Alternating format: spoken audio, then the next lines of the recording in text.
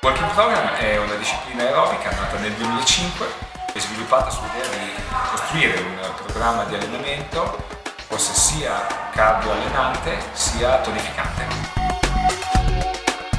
Ha prodotto sia un numero di istruttori molto elevato che un numero di centri molto elevato.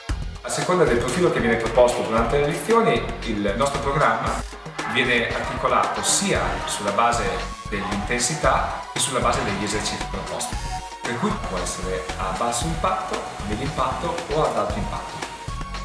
Il Walking Program si può applicare sia nei programmi di riabilitazione sia nei programmi specifici per l'allenamento atletico e soprattutto per l'allenamento nei centri fitness.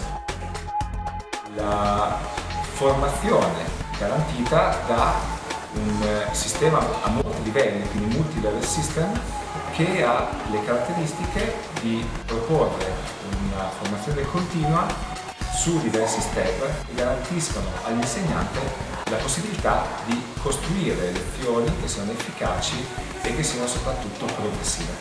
Il Walking Program si sviluppa su un tappeto che è stato studiato in maniera specifica, che è il Walker.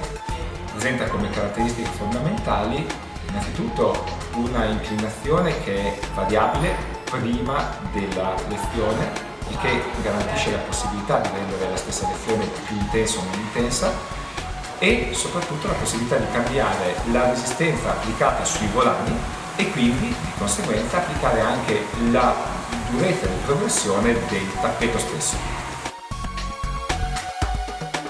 Il tappeto Walker presenta due bande laterali sulle quali si appoggiano i piedi durante il lavoro e grazie alle quali si possono svolgere determinati esercizi che completano quello che è lo spettro degli esercizi proposti durante l'attività di Walking Program.